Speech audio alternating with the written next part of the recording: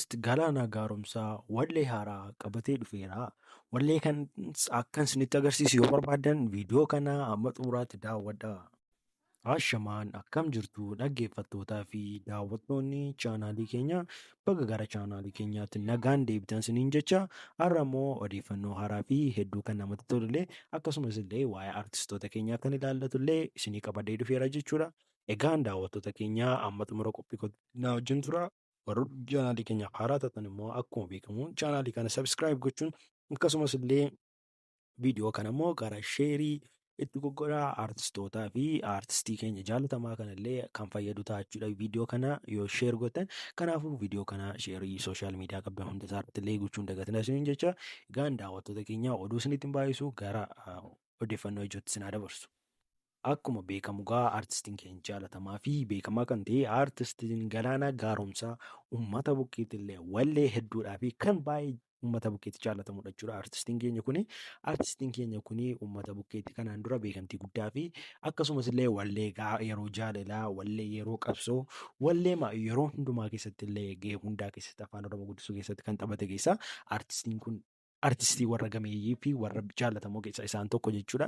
Keessumayyuu dhiyeenya kanaa kan ittiin dhufee ture sirboota kanneen akka duraanuu kan jedhuu fi walagarraa illee kan jedhuun uummata bukkeetti illee jaalatamummaa hedduu kan argatedha jechuudha. Artistiin keenya kuni akkasumas dabalatee walleen ittiin dhufee akkaataan ittiin dhufee viidiyoon hojjetee ittiin dhufe illee baay'ee kan namatti toluunii fi hedduu kan nama gammachiisanidha jechuudha daawwattoota keenya.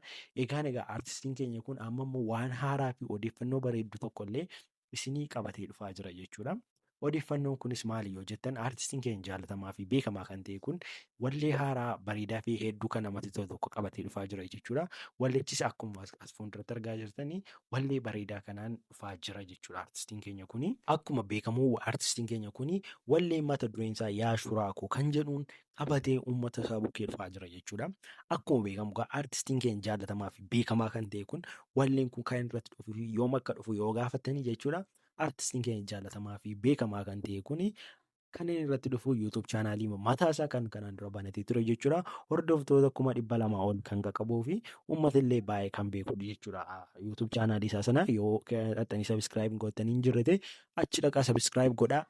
Achirratti gadhiifama jechuudha. Yoom dhufa kan jettaniif immoo artistiin keenya jaalatamaan kun bor galgala sa'aatii 11 akka gadhiisuuf jiru dubbatee jira jechuudha. Karaa toora feesbuuk isaatiin illee uummata itti gabaasee jira jechuudha. Artistiin keenya kun wallee isaa kanatti akkuma baay'ee illee argatuu fi baay'ee akka uummata bukkeetti illee jaalatamummaa ittiin argatu illee abdii qabna jechuudha.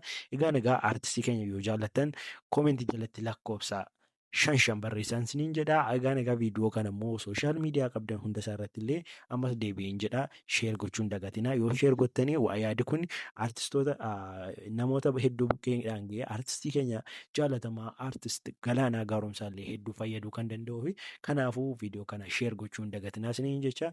Egaa amma asitti daawwatan yoo as geessaniif galatoomaa siniin jecha artistii keenyaan immoo nagaan kottu siniin jedha. Odeeffannoo babbareedaa fi saayitaawwan akkasii yoo argachuu barbaadan koomentii jalatti lakkoofsa 2 barreessaa. Kan biraas immoo sabskiraayib gochuun immoo gara maatii keenyaatti dabalama. Odeeffannoo haaraan illee akka inni dhufe akka isiniin dabarsiniif immoo notifikeeshinii tarnoon godhaa beel notifikeeshinii sana oon godhaa kaa'an isiniin jedha daawwattoota keenya.